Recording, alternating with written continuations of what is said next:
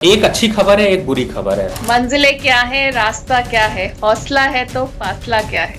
वाह वाह वाह, क्या बात है कि कौन धोखा देगा और कौन आपका साथ देगा, कौन आपकी कमाई कराएगा, कौन आपको लूट के जाएगा। वो अब शायद बॉटम लाइन टच हो चुका। अपने पूरे पैसे को डिवाइड कर लीजिए 3 भागों में।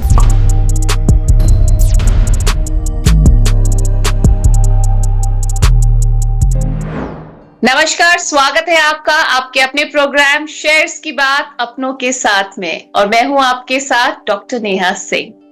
पिछले कुछ शो से हम बात कर रहे थे मार्केट में जारी लगातार गिरावट की, पर इस बार हम लेकर आए हैं उम्मीद है आने वाले समय में बेहतरी की, मार्केट में आने वाले बुल रन की। जी हाँ, कई सारे एक्सपर्ट्स हैं, मार्केट एक्सपर्ट्स, जो कि कह रहे हैं कि जितनी गिरावट होनी थी या जितना मार्केट को गिरना था वो अब शायद बॉटम लाइन टच हो चुका है, और आने वाले समय में हम लोग और बेहतरी की उम्मीद कर सकते हैं। उम्मीद है आने वाले समय में मार्केट में बुल रन की। जी हाँ, अभी तक बहुत अच्छे से अच्छे स्टॉक्स में हम देख रहे थे 35 से 40% तक की गिरावट, और बाकी स्टॉक्स के तो क्या ही कहने।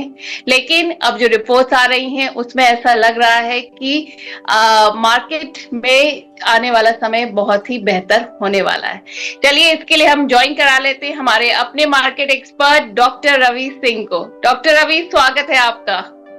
जी धन्यवाद नेहा मैम, मुझे यहाँ पर बुलाने के लिए। और चूंकि इस समय जो मार्केट के हालात हैं, जो स्टॉक मार्केट में बड़ी गिरावट की रही है, उससे काफी हद तक एक long term investor, short term investor के कॉन्फिडेंस को काफी हद तक हिला हुआ सा नजर आ रहा है। तो ऐसे में आपका ये प्रोग्राम शायद उन पे मरहम का भी काम करेगा और कुछ फैक्ट्स यहाँ पर निकल कर आएंगे जो उनके पोर्टफोलियो में काफी हद तक मदद करते हुए नजर आएंगे। तो थैंक यू वेरी मच मुझे यहाँ पर बुलाने के लिए।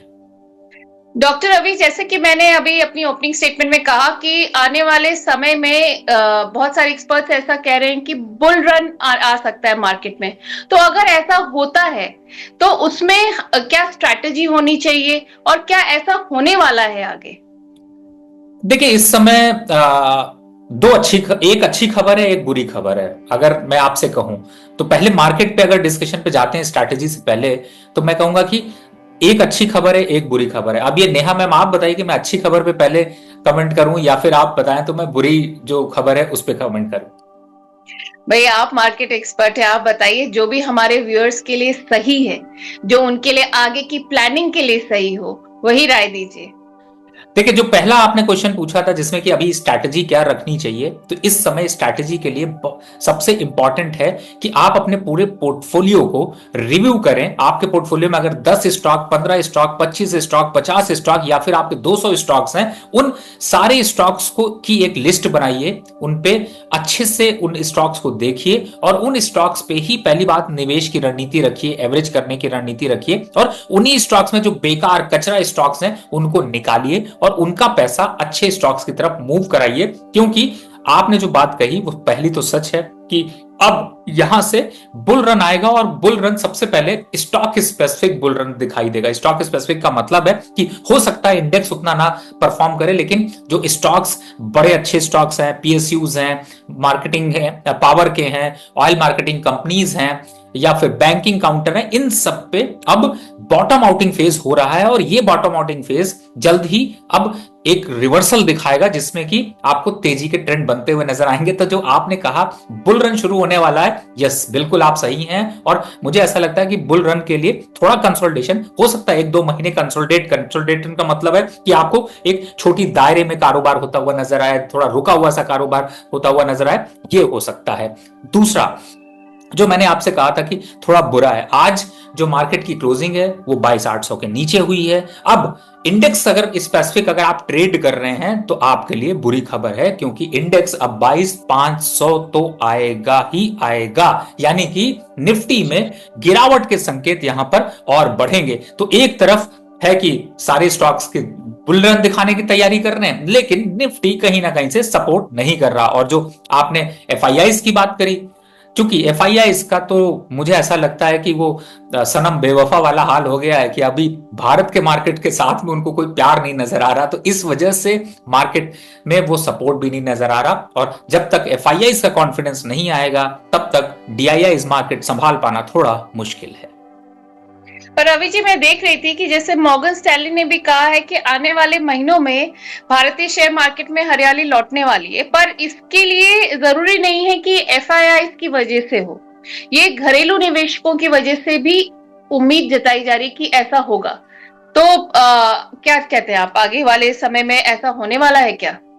देखिए, बिल्कुल होने के संकेत जरूर दिखाई दे रहे हैं। उसका एक पहला रीजन देखिए, जिस हिसाब से म्यूचुअल फंड में अगर देखा जाए तो म्यूचुअल फंड ने भी यहां पर बहुत अग्रेसिव कोई बाइंग नहीं की है लास्ट 1-2 महीने में। फंड इकट्ठा, कलेक्शन यहां पर इकट्ठे होते हुए आए हैं। दूसरी तरफ रिटेलर को वो अट्रैक्ट भी यहां पर कर रहा है, क्योंकि मार्केट जब 40% करेक्ट हो जाती है तो उम्मीद कम हो जाती है कि यहां से ज्यादा क्या ही गिर जाएगा। 10% गिर भी गया तो रिस्क रिवॉर्ड रेशियो यहां पर बेहतर बन जाता है। तो अगर इन सारे फैक्ट्स, तथ्य को समझा जाए, और दूसरी तरफ है कि एफआईआईज ने यहां पर बड़े प्रॉफिट्स बुक किए हैं, तो अब वापस से एफआईआईज के भी यहां पर बाइंग संकेत आपको देखने को मिल सकते हैं। और दूसरी तरफ सरकार इस समय स्ट्रांग हैंड पे है। हमने रिसेंटली अभी दिल्ली का जो एक डंका था बीजेपी का, वो भी बसते हुए देखा। तो पॉलिटिकली देखा जाए तो जो एक पॉलिटिकल स्टेबिलिटी मार्केट को मिलनी चाहिए वो यहां पर मिल रही है। तो कहीं ना कहीं से तो अब ऐसा होता है तो एलआईसी भी बाय, चूंकि एलआईसी सबसे बड़ा बायर है जो कि अच्छे अच्छे स्टॉक्स बाय करते हैं, तो मुझे लगता है कि सरकार भी इस कदम को आगे बढ़ाएगी, मार्केट को थोड़ा संभालेगी, क्योंकि इन्वेस्टर का कॉन्फिडेंस अगर ज्यादा दिन लूज रहा तो वो सरकार के लिए भी अग्रेशन की तरफ बदलता हुआ नजर आता है। तो ये सारे फैक्ट्स अगर आप कैलकुलेट करें तो आपको साफ साफ समझ में आएगा कि मार्केट में बुल रन आने के संकेत क्यों बढ़ रहे हैं। जी रवि जी, वैसे एफआईआई को लेकर जैसा कि हमने कहा कि 11 महीने के निचले स्तर पर एफआईआई का निवेश घट चुका है, लेकिन 18 फरवरी को मैं देख रही हूं कि मार्केट में 4,786 करोड़ की खरीदारी भी की है एफआईआई ने। तो ये बताइए, जिसमें कि भारतीय एयरटेल की बड़ी ब्लॉक डील भी शामिल है, तो ये उम्मीद की किरण जगाती है कुछ? देखिए, बिल्कुल है, क्योंकि इसका मतलब ये है कि अब कहीं ना कहीं से जो एफआईआईज का जो एक सेलिंग का प्रवृत्ति थी वो अब टूटती हुई नजर आ रही है। और चूंकि अगर देखा जाए तो 11 महीने मेरे हिसाब से हिस्टोरिकली बहुत बड़े हो गए, और जितना प्रॉफिट अगर आज एफआईआईज के इन्वेस्टमेंट को देखा जाए तो अब यहां पर उनके पास इतने ऑप्शंस नहीं है कि स्टॉक को अभी भी वो सेल करके चल सकें। तो मुझे लगता है, और चूंकि अब स्टॉक्स अगर पी के कंपैरिजन, यानी कि अगर हम फंडामेंटल पॉइंट पर देखें तो बहुत से स्टॉक अपनी वैल्यूज को खोते हुए नजर आए और अब अट्रैक्टिव लेवल पर आ गए हैं, जिसकी वजह से एफआईआईज ऐसी ऐसी अपॉर्चुनिटीज को ढूंढकर बीच में इन्वेस्टमेंट की रणनीति बना रहे हैं। रवि जी, हमारा जो पिछला शो था वो तो काफी पसंद आया, सारे कमेंट्स आए हैं और लोगों ने आपका काफी शुक्रिया अदा किया है आपकी स्ट्रैटेजीज के लिए, मार्केट में कैसे नजर रखनी है और किन शेयर्स पर नजर रखनी है, किन को कैसे हैंडल करना है। तो thank you very much for that.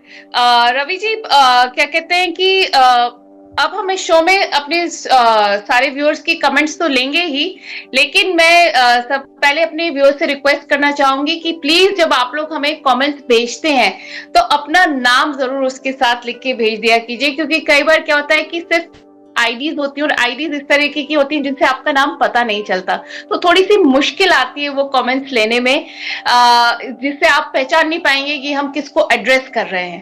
तो रवि जी, हम बढ़ते हैं आगे कमेंट्स की तरफ। रवि जी, हमारे व्यूअर हैं कृष्णा वासुदेव गोकुल, वो कह रहे हैं सर इरकॉन लिया था मैंने आपकी सलाह पर 327 पर, तो बताइए कैसे अब आगे बढ़ना है आगे? देखिए, सबसे बड़ी बात है कि आपने इरकॉन 327 पर लिया, लेकिन स्टॉप लॉस जरूर फॉलो करिए। और मैंने हमारे जितने व्यूवर्स हैं वो जानते हैं कि इरकॉन को मैं पिछले जो भी एपिसोड है आप जाके देखिए, जब भी इरकॉन का शब्द आता है तो मैं कहता हूं इसकी जगह पे स्विच कर लीजिए IRFC, या फिर दूसरा स्टॉक जो है वो है RVNL, उस पर आप स्विच कर जाइए, क्योंकि उन स्टॉक्स में, और तीसरा स्टॉक भी एक दिया हुआ है जिसका नाम है टेक्स इंफ्रा, तो आप रेलवे काउंटर से रेलवे काउंटर में ही चले जाइए, लेकिन उसमें चले जाइए जिसने खाना ज्यादा खाया है, जब रेस लगेगी जो ज्यादा तेजी से दौड़ सकता है। और इस समय अगर कंपैरिजन किया जाए तो इरकॉन से ज्यादा तेज दौड़ने वाले, ज्यादा जल्दी आगे बढ़ने वाले, ज्यादा जल्दी प्रॉफिट देने वाले ये 3 स्टॉक हैं। तो मुझे लगता है अपनी जो भी दर्शक ने इरकॉन बाय कर रखा है उनको यहां पर अपनी पोजीशन चेंज कर लेनी चाहिए। तो फिलहाल मेरा यही सजेशन है, आप एक बार चेंज कर लीजिए वापस। लॉस बुक आपको नहीं हो रहा है क्योंकि आप कम स्टॉक का प्राइस पे ज्यादा क्वांटिटी खरीद रहे हैं तो थोड़ा सा समय दीजिए, आने वाले 2-3 महीने में ये स्टॉक्स वापस से 20% तक की रैली दिखा सकते हैं और उसका फायदा आप उठा सकते हैं। जी रवि जी, अब अरुण नायक है, वो पूछ रहे हैं सर वारी एनर्जी और वारी रिन्यूएबल्स के बारे में प्लीज गाइड कीजिए। देखिए इन दोनों स्टॉक्स में अभी जबरदस्त डाउन ट्रेंड चल रहा है और अगर आपने परचेस कर रखा है तो आपको एग्जिट करना चाहिए। आईपीओ प्राइस से भी नीचे जा चुका है ये स्टॉक। फिलहाल इनमें ये मत सोचकर कोई खरीदारी करिएगा क्योंकि ये स्टॉक 3600 के बाद से वापस 2100 के पास पहुंच चुके हैं और अभी बुरी तरह से फंडामेंटल पर जूझ रहे हैं। तो मुझे लगता है इनसे दूरी बनाकर रखिए। अगर इन्वेस्टमेंट है तो एग्जिट करना चाहिए। हाँ, अगर एनर्जी की बात है और आपको पावर में इन्वेस्ट करना है तो 3 स्टॉक्स यहां पर मैं आपको सजेस्ट करूंगा। पहला स्टॉक है यहां पर टाटा पावर, जिसमें कि आप इन्वेस्टमेंट ले सकते हैं। दूसरा स्टॉक है इस समय अगर आप देखें तो मुझे लगता है कि पावर ग्रिड आपके लिए ज्यादा अच्छा ऑप्शन है। और अगर तीसरे की तरफ जाएं तो पावर से ही लेना है या फिर ग्रीन से लेना है, रिन्यूएबल एनर्जी से लेना है तो यहां पर शिफ्ट कर सकते हैं अदानी ग्रीन की तरफ। जी रवि जी, अनिल कुमार पूछ रहे हैं सर कोठारी पेट्रोकेमिकल है, 180 की खरीदारी है, क्या करना चाहिए? फिलहाल तो मैं कहूंगा कि कोठारी केमिकल पे अभी आप इंतजार कर लें। थोड़ा सा डाउनवर्ड चैनल जरूर चल रहा है लेकिन इन लेवल्स पर थोड़ा सा रुकता हुआ नजर आ रहा है, थोड़ा पुल बैक आता है तो यहां पर एग्जिट करने की राय होगी। इस सवाल को कंटिन्यू रखिएगा, नेक्स्ट 1-2 हफ्ते में फिर से जरूर पूछ लीजिएगा क्योंकि लेवल्स यहां पर काफी इंपॉर्टेंट हैं और अगर पुल बैक 2-3% का आता है तो जरूर पूछिएगा। जी, ट्विंकल पाठक पूछ रहे हैं कि मेरे पास जीई शिपिंग के शेयर्स हैं, क्या करना चाहिए? मैंने इसको 1340 पर बाय किया था और 500 शेयर हैं इनके पास। देखिए इस समय 900 रुपए के आसपास जो है वो नेहा मैम ये स्टॉक चल रहा है और यहां पर अच्छा खासा कंसोलिडेट कर रहा है। थोड़ा सा रुकने की जरूरत है। 850 के आसपास तक का अगर लेवल आता है तो यहां पर 20% पोजीशन आपको इंक्रीज करनी है, यानी 500 शेयर खरीदे थे तो कोशिश करिएगा कि 50 शेयर यहां पर और खरीद लीजिए जिससे कि आपका एवरेज अच्छा हो जाएगा और वापस थोड़ा टाइम लगेगा और आने वाले 3 से 4 महीने में आपके भाव तो जरूर आने वाले हैं। चलिए, थोड़ा टाइम लगेगा, 3 से 4 महीने का वक्त दीजिए इसको। सुमित केजरीवाल कह रहे हैं सर इस मार्केट में लेवरेज कब करें, प्लीज बताइए। देखिए लेवरेज अभी तो फिलहाल जैसा मैंने बताया कि ओवरऑल निफ्टी का ट्रेंड 22,500 के आसपास तक आ सकता है, उन लेवल्स पर आता है तो लेवरेज करने की जरूरत होगी। तो मेरे हिसाब से 22,500 का लेवल कहीं पर नोट करके रख लीजिए। उन लेवल्स पर आता है तो हम लोग तब वहां पर लेवरेज के लिए देखेंगे। तब तक शायद मेरे ख्याल से 1-2 एपिसोड हम लोग और यहाँ पर शूट कर रहे होंगे।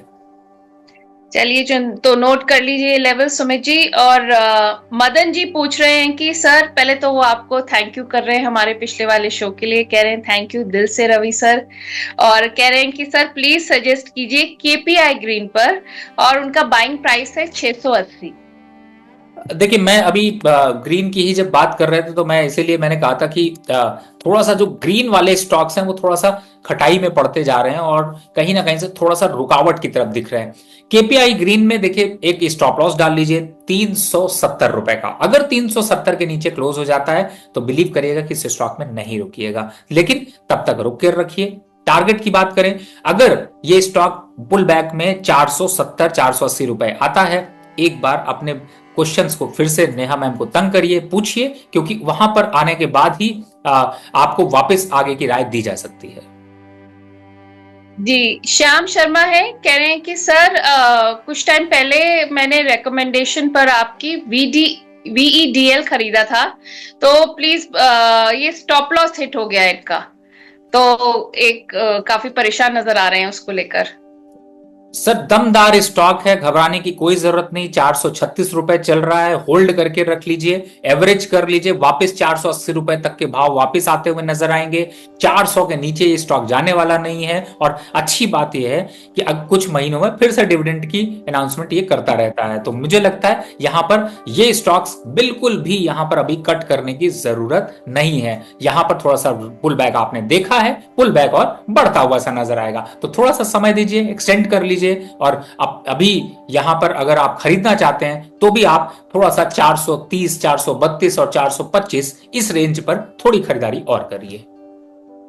जी रवि जी, हमारे व्यूअर हैं मंगू सिंह रावत। वो कह रहे हैं सर, आप एक रेप्यूटेड और प्रसिद्ध स्टॉक एडवाइजर के रूप में आपकी छवि बिल्कुल ही बहुत ज्यादा बढ़ती जा रही है।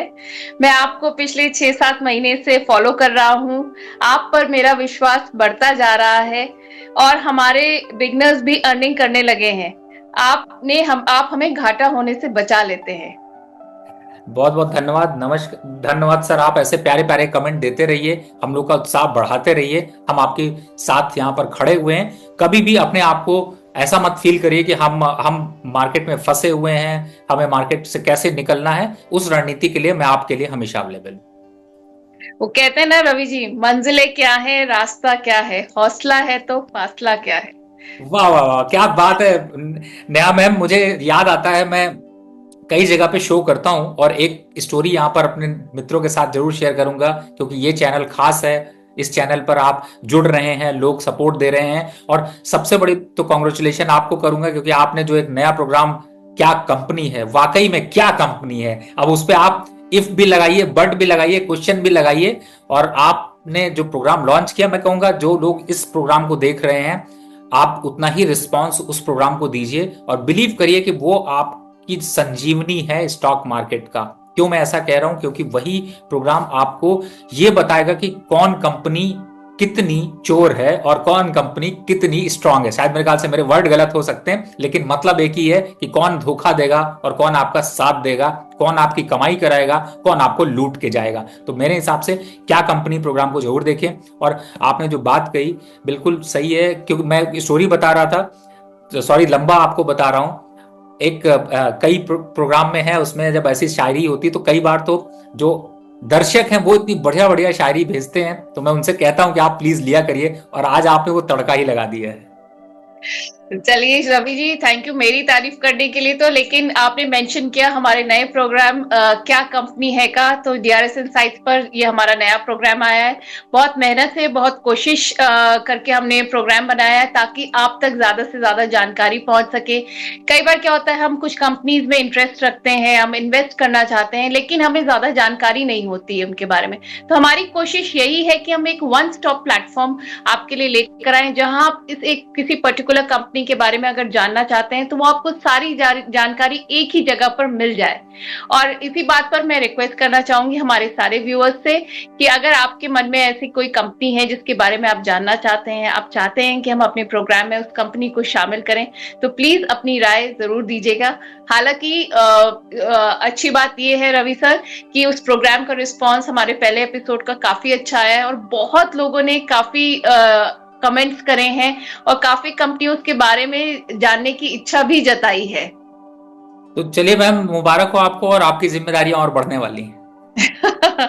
चलिए अब हम व्यूअर्स के सवाल और ले लेते हैं। रोशन कुमार है, वो कह रहे हैं सर आरसीएफ के बारे में बताइए, 182 पर खरीदा था मैंने, 10 साल तक होल्ड कर सकता हूँ।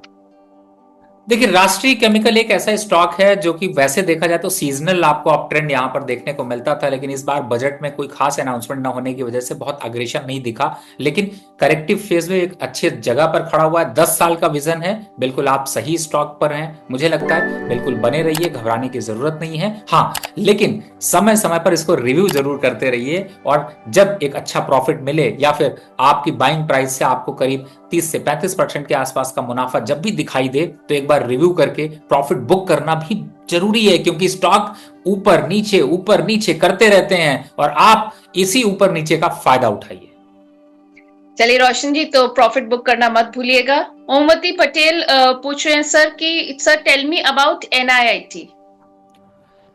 देखिए, इस समय अगर मैं एनआईआईटी की बात करता हूं तो ओवरऑल अगर ये स्टॉक यहां पर देखने की कोशिश करूं तो थोड़ा सा जो है वो रुका हुआ सा लग रहा है, और चूंकि पूरे के पूरे सेगमेंट अगर देखा जाए तो आईटी काउंटर में थोड़ा सा एक अनस्टेबिलिटी सी आ गई है जब से ट्रम्प टैरिफ की यहां पर बात की गई है। तो मुझे ऐसा लगता है कि अभी एनआईटी लिमिटेड का अगर स्टॉक आपके पास है तो थोड़ा सा वेट कर लीजिए। अगर खरीदारी करने की सोच रहे हैं तो 135 के ऊपर निकलता है तभी खरीदारी करिएगा, नहीं तो अभी ये स्टॉक एक बार 115 रुपए तक आ सकता है। फंडामेंटल पर भी इसका काफी इंपैक्ट पड़ा है, स्टॉक 200 डीएमए से नीचे चल रहा है, तो ओवरऑल स्ट्रक्चर यहां पर बहुत स्ट्रांग नहीं है, इसलिए अभी इस स्टॉक से थोड़ी दूरी बनाकर रखिए।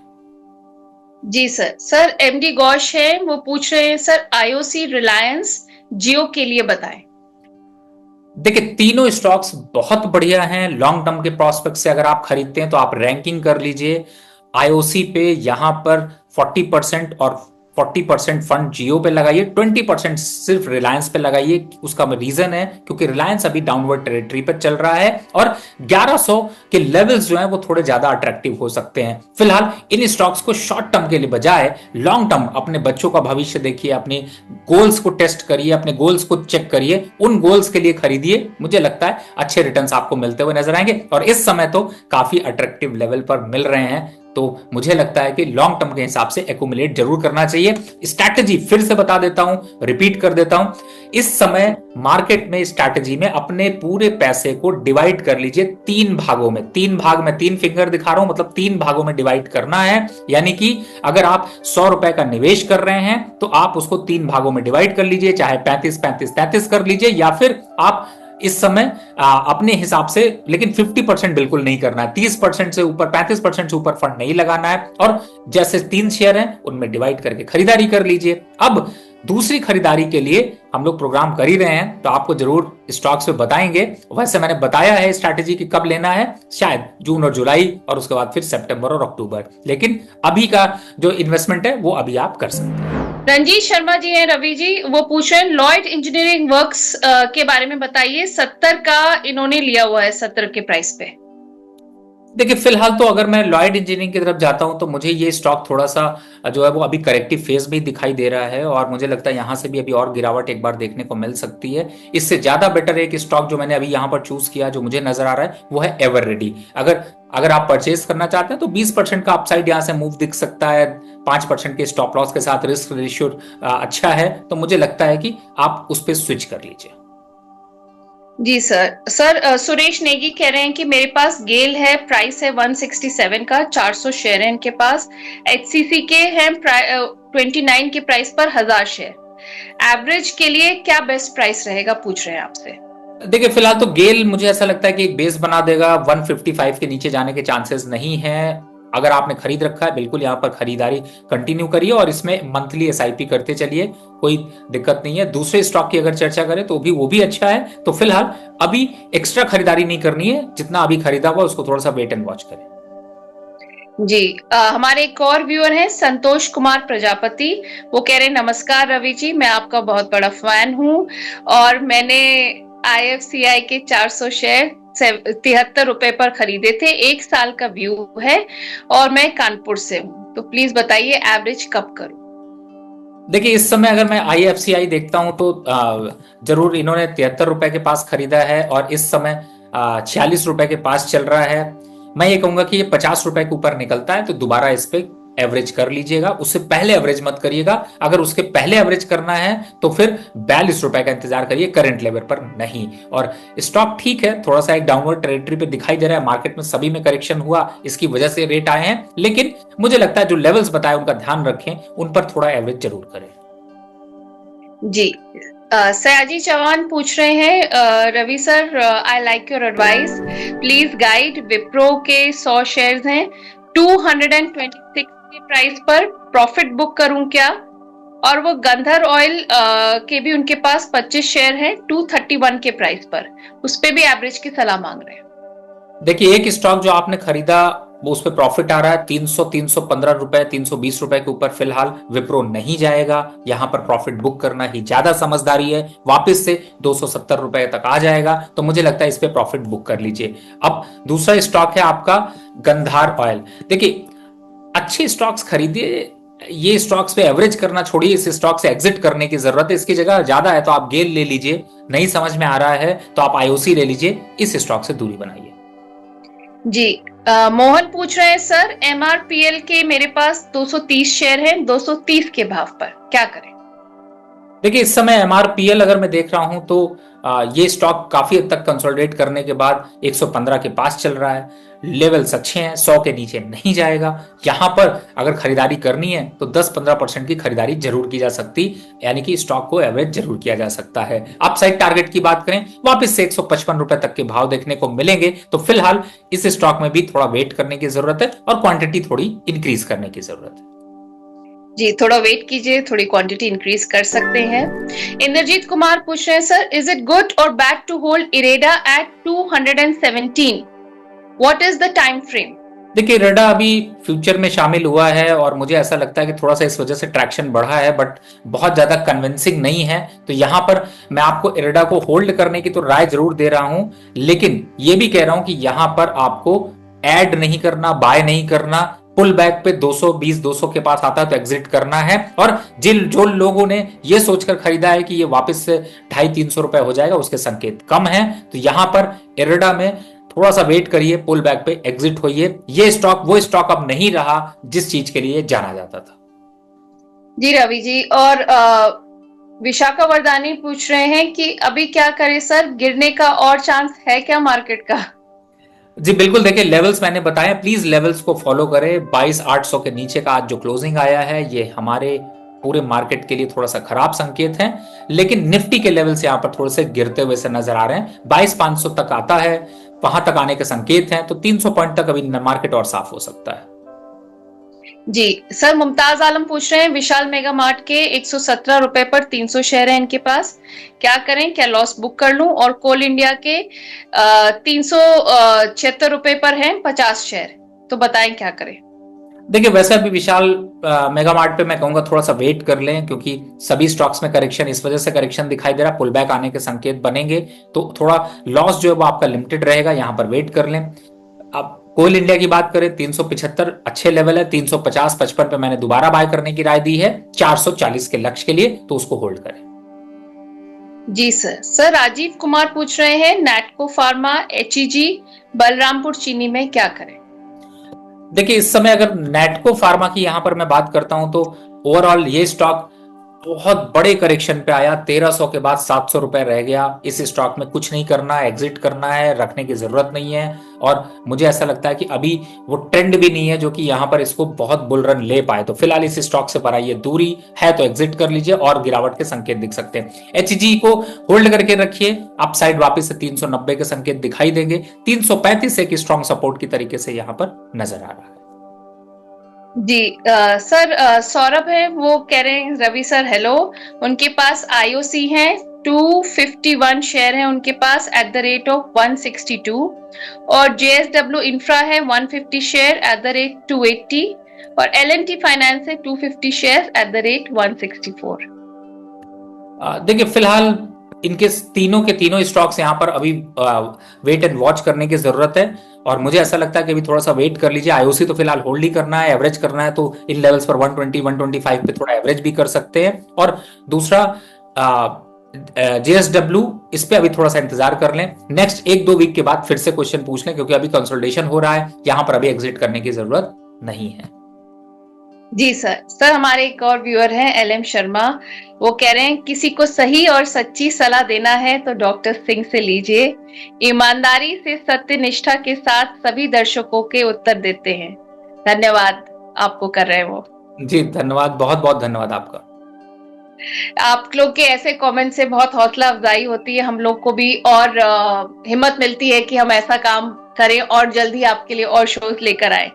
देखिए बिल्कुल मैं यहाँ पर एक बात जरूर कहना चाहूंगा, जी सर, अभी लोग बहुत अच्छे कमेंट्स देते हैं, हमें सिर्फ यही हौसला अफजाई मिलती है, क्योंकि देखिए हम इन सारे प्रोग्राम्स को जो शूट करते हैं, ये सब चीजें जो कर रहे हैं, और मैंने बताया कि हम लोग निस्वार्थ कर रहे हैं, तो फ्री है, इसके कोई पैसे चार्ज नहीं होते, लेकिन एफर्ट भी लग रहा है, मेहनत भी लग रही है, और पैसे भी लग रहे हैं। उल्टे हमारे पैसे अगर इस तरह से हम शूट करें तो लग जाएंगे, और आप भी समझ रहे हैं, क्योंकि वो टाइम इंपॉर्टेंट है। लेकिन आप लोग को सिर्फ एक ही चीज करना है कि आप लोगों को ज्यादा से ज्यादा लोगों के साथ व्यूज देने हैं, जिससे कि हमारा कॉन्फिडेंस बिल्डअप हो, हमारे लिए वही सबसे बड़ा है। और आप बिलीव रखिए, आप जब तक साथ हैं तब तक हम लोग इस प्रोग्राम को कंटिन्यू भी करेंगे, बढ़ाएंगे भी, आपके हिसाब से इस प्रोग्राम को और आगे ले जाएंगे। लेकिन अगर आप साथ नहीं हैं तो वही होता है, जैसे आपने देखा होगा, कुछ दिन तक प्रोग्राम तो करते हैं, लेकिन फिर उसके बाद फाइनेंशियल लॉसेस की तरफ चले जाते हैं। बहुत सी चीजें ऐसी होती हैं जिनको कि फिर आप कहते हैं कि प्रोग्राम तो बहुत अच्छा था पर चलाया नहीं, क्योंकि आपने देखा भी तो नहीं या कम देखा।